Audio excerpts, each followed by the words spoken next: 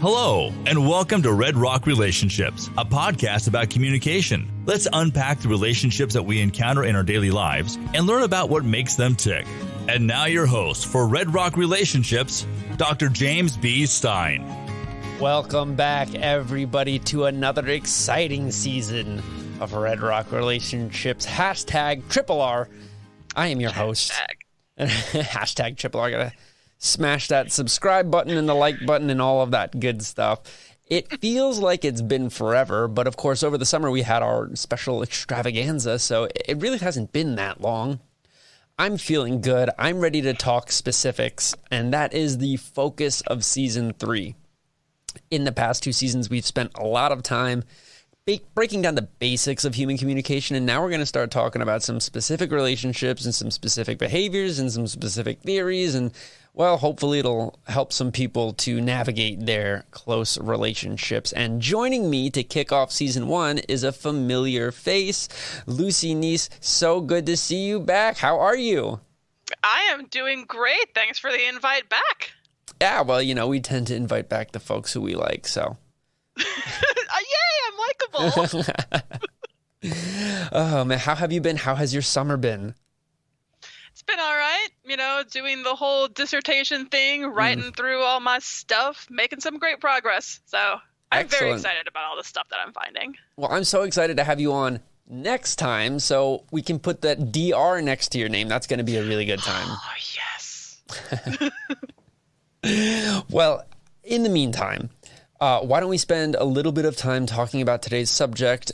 We are opening the season with a discussion on long-distance relationships, which I feel is a very important topic, especially for students at my university. There's a lot of long-distance relationships that go on between people living here in St. George with folks who live, as they say, up north in the Salt Lake area. There's a lot of people who are members of the LDS community that go on missions and as such are in long-distance relationships. So I felt like it was a pretty solid topic to approach. How are you feeling about it? I'm feeling pretty good. You know, I do have experience with long distance relationships myself, and I've conducted some research on it, so I think I know a fair bit. Nice. And I'll disclose that I personally have been in 2 long distance relationships, including the one that I'm in right now. Oh, so you're also an expert in this. Well, I have anecdotal experience. That's something. I guess so. But of course, the first thing that we're going to talk about here is whether or not I really am in a long distance relationship or not, because I feel like the term gets thrown around quite a bit.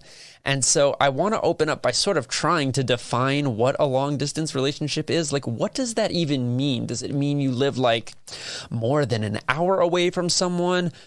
Does it mean you live 5 hours away from someone?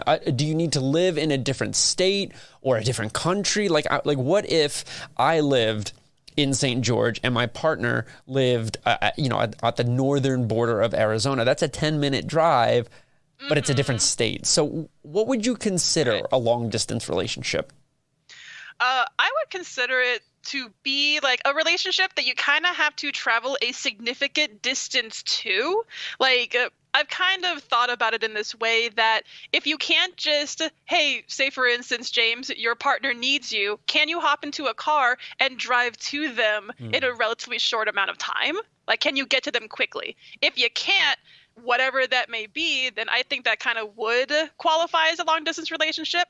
And that can obviously range between, like, you know, the capabilities that you have for travel. Like, if you can't drive and you can only take public transit or the train, maybe that trip from St. George to the edge of Arizona might be long distance for you because you can't get there as soon if that's what you need, like if that's what you have. So I've kind of like thought about it in that way. And I also kind of get that might be a little bit nebulous because it's like it's reliance upon like capabilities of travel than it would be a distance, you know, because like for some people an hour's drive is a long distance relationship because, you know, I can't just pop on by, so you'd be like, yo, what's up?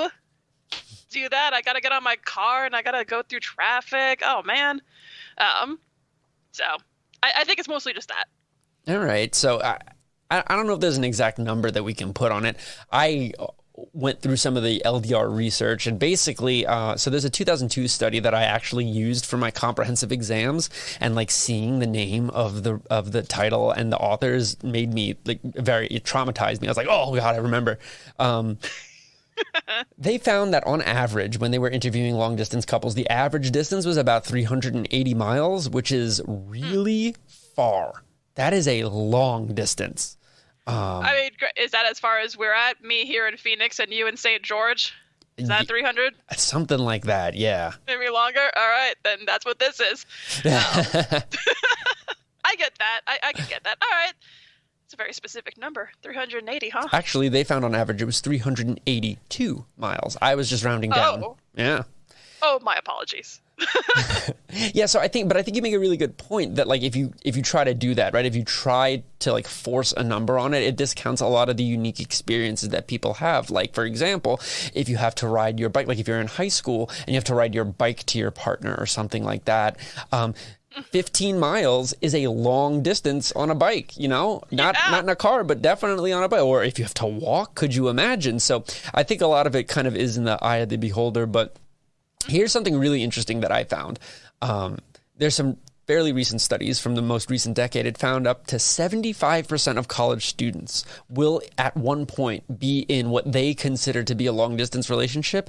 And at any given time, as many as 40% of all college students are in one. Those are huge numbers, much bigger than I thought that they would be. So this is like a prevalent issue, which means it needs to be talked about. And as such, they present a series of unique challenges. So what do you think some of the more unique challenges of these LDRs are? What sort of struggles might they encounter that people in traditional, like geographically close relationships wouldn't encounter? I can think of like immediately two right off the bat, and both from research and from anecdotal experience too. For one, there is kind of the expectation of time. So the thing is with geographically close relationships, you have the ability to go and see somebody on a whim, theoretically, whenever you want. It's like, hey, if my partner out in Phoenix, I might be here in Tempe, needs me, I can go to them and we can spend a whole lot of time together. In a long distance relationship, there is a little bit more of a pressure for that time spent together. So for instance, you might have more like, okay, we need to do all of these things. We need to go and have a nice dinner. We need to do all of these, things that we can't do because we're so physically apart from each other often. Versus if you're in a geographically close relationship, you really don't have to worry about that as much. That it's like, hey, I'm having a really crappy day. Can I come and see you? Yeah, sure. I'll be there in 20 minutes. Versus, hey, I'm having a really crappy day. Cool. See you in 2 weeks. You can tell me about it then. Or we can like try to figure it out from there. Yeah, I hope you're still feeling like crap in 2 weeks so I can make you feel better. Yeah, that's like a weird message to deliver to your partner. Right. So, yeah, I mean, you can be there for them for like, I don't know, for like a FaceTime. That's kind of sort of similar, but that's one of the things that stuck out to me, like this reliance on technology. Like, can you, I'm thinking back to like the early, 1900s, being in a long distance relationship and like communicating to your lover via carrier pigeon. Like, my dearest Esmeralda. Here is a letter. I mean, I don't know. I think that's actually kind of nice. Like, I got a letter. Oh my gosh. Like, it will take me a month to get to you. So glad you're still alive. I know. Great. I know. This is one of the things that actually makes me a little nervous about long distance relationships is this extreme reliance on technology. And, some of the LDR literature talks about idealization and how it can be a good thing because, you don't see them that often, but you see them enough where you're like, oh, I can't wait to see you. What I worry about is that people craft a persona for themselves via technology, much like you would for like your Instagram profile, your TikTok channel. Like you craft this version of yourself as a partner, and then when you meet up with your partner in person, it's not always the same. That's what concerns me. I don't know. What are your thoughts there? Oh yeah, definitely. And when it comes to our relationships, especially with the LDR kind of research, there is still that expectation that at some point we do want to be geographically close. Not many people will want to be long distance forever, and that kind of just goes into general relationship maintenance. Like, there is something to be physically together in order to increase or to kind of go up that relationship escalator, whatever you want to call it. So because that is kind of delayed because of the long distance relationship, when you do come back together, you do have that idealization based on what you've seen with them with technology, or even too, and like I said, with the expectation of time, you want to put your best face forward because you don't see them that often. Mm-hmm. So I don't want, and I've seen that too, I don't want to fight with my long distance partner because we only have a week together. I don't want to spend a day of it fighting because we don't have that much time together. Mm-hmm. So I'm going to put my best face forward, and I'm going to not talk as much about maybe some struggles that I have going on, which means that it also adds into that whole, like you were saying, James, the idealization or the idolization of the person. That's like, oh, everything is all positive and flowery and whatever, and not like super, like, I won't want to say real, because they are real, but like holistic, if you will. Mm-hmm. And I get that. That is definitely like, the struggles with long distance relationships is to try to maintain like the holisticness of a relationship and not just focus on the positive stuff.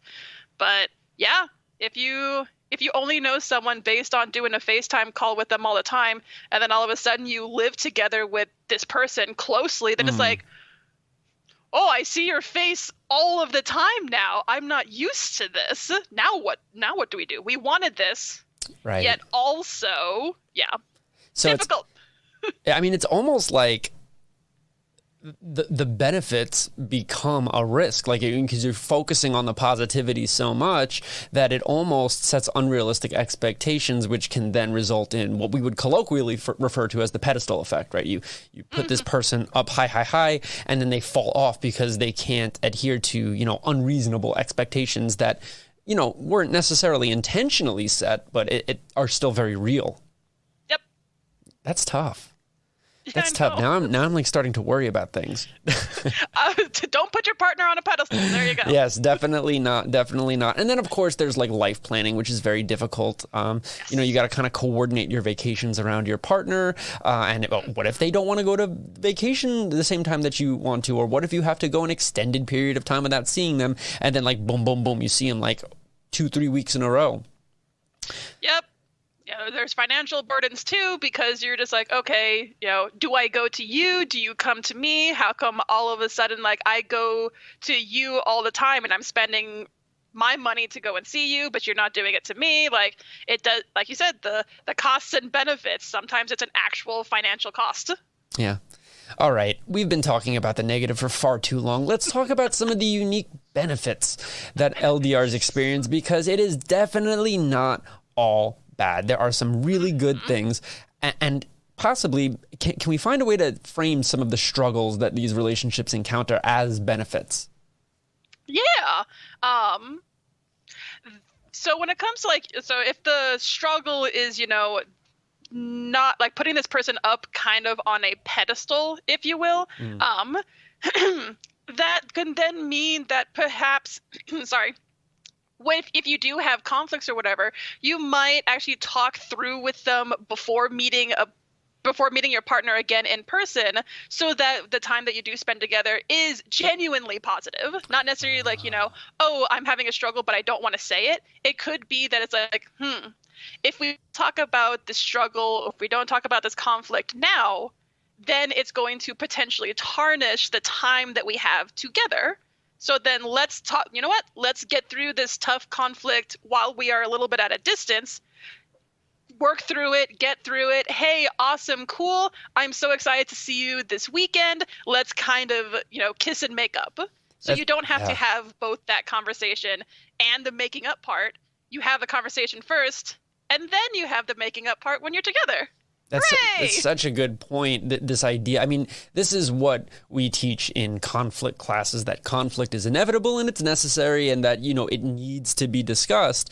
And so now we're in a situation where we are almost explicitly saying, I need to voice my opinions because if I don't, that limited time we have together is going to be potentially soured. And so you're taking this possible negative and turning it into a positive because of that situation. That's a good point. There's a lot of room for self-reflection in these relationships. Interesting. Oh, yeah. I think that's also a positive, too. So when you talk about self-reflection, is that you do start to think of all right, what is important to me in a relationship? Maybe if we don't have the geographical closeness or, say, for instance, my love language is touch, but we can't do that.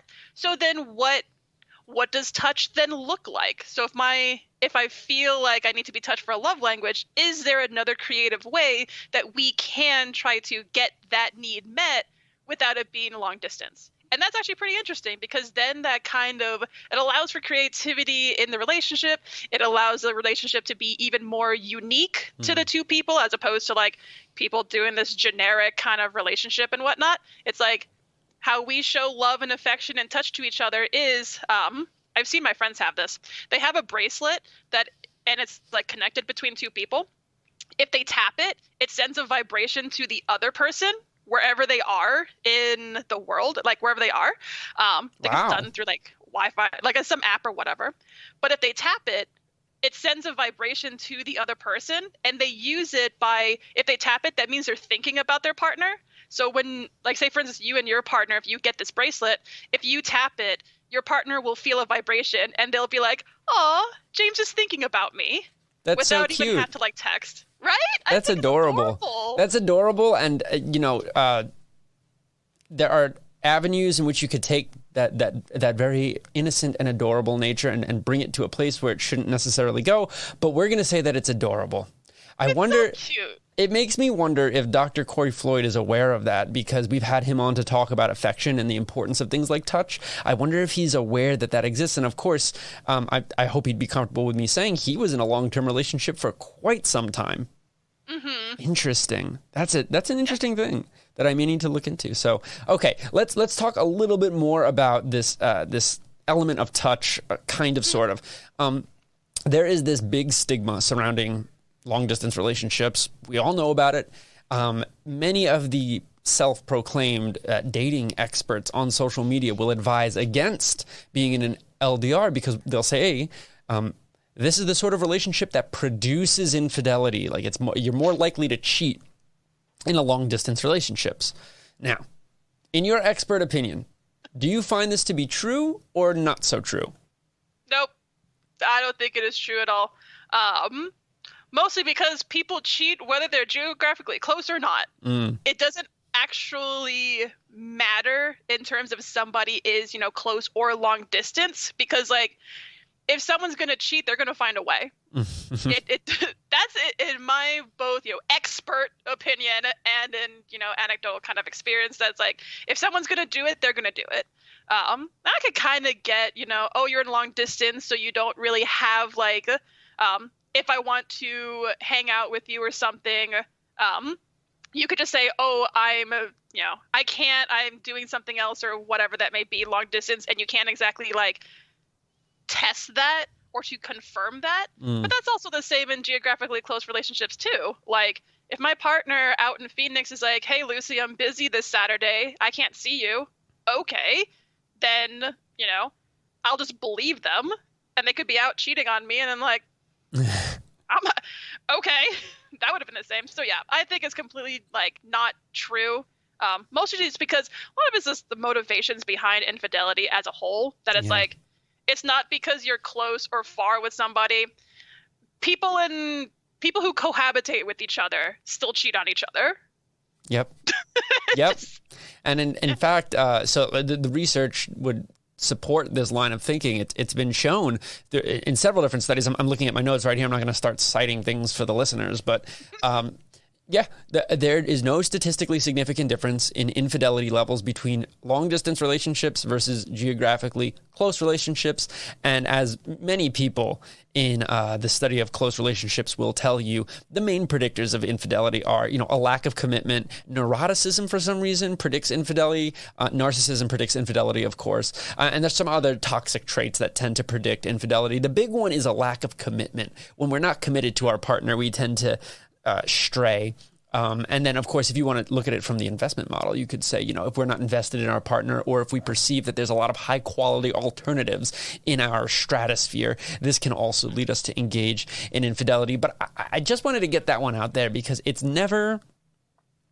It's always put out there. It's never really fully debunked, although there is a really clear consensus in the academic world. So, and I get that. It's possibly because, people have this script of what relationships should look like and that it's being close together. And I can understand maybe the idea behind a lack of commitment because there's also that misconception that long distance relationships are not real relationships. Yes. That it's like, oh, you just like, I'm seeing somebody out in New York or whatever. Oh, that's not a real relationship. You guys like FaceTime every day. Okay, that's not real.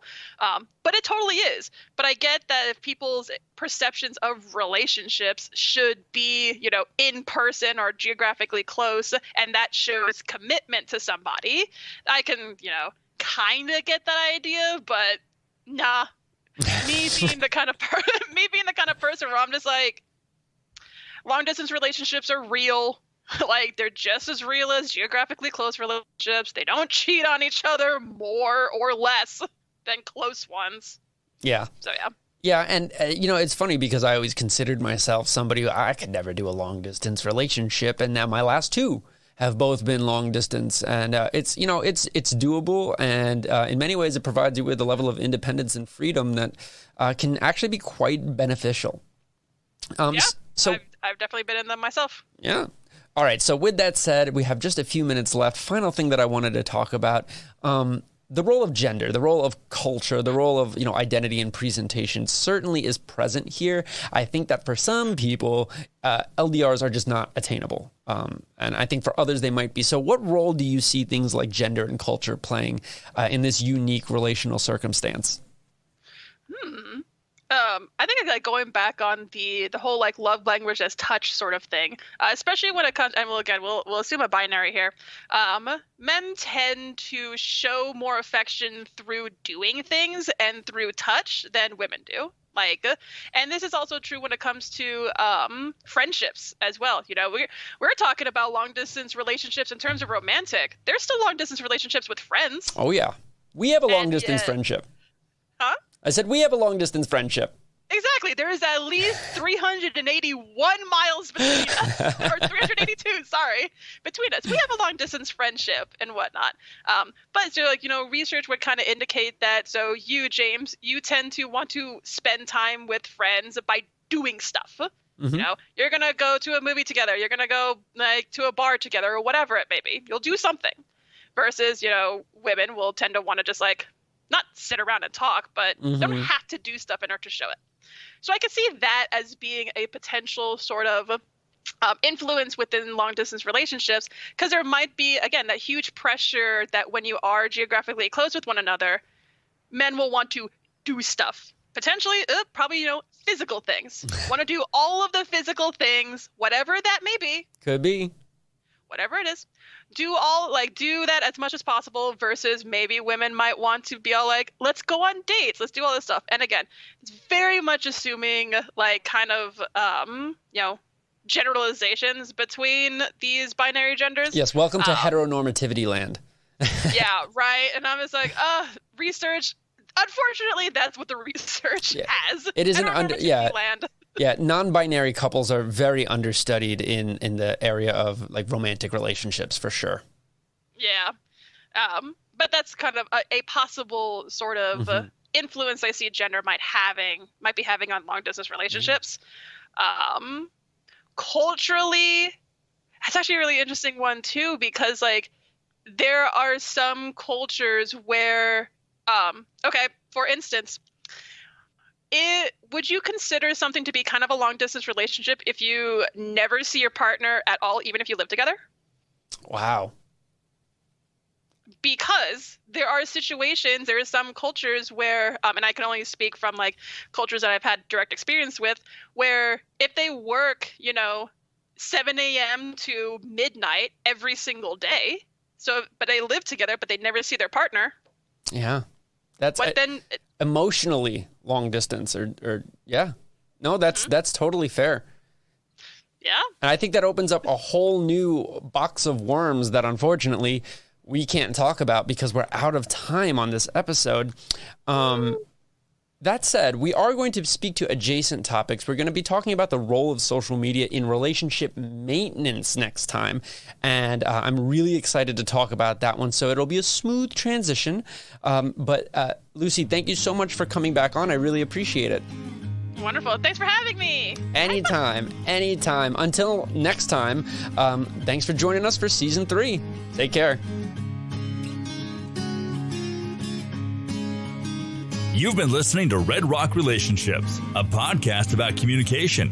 Thank you so much for giving us some of your time. If you'd like to be on the show or have questions for us, please send us an email to redrockrelationships@gmail.com. You can also find us on Facebook, Instagram, Twitter, Spotify, or wherever you listen to your podcasts. Just search Red Rock Relationships. Thank you again. And remember, it all begins with good communication.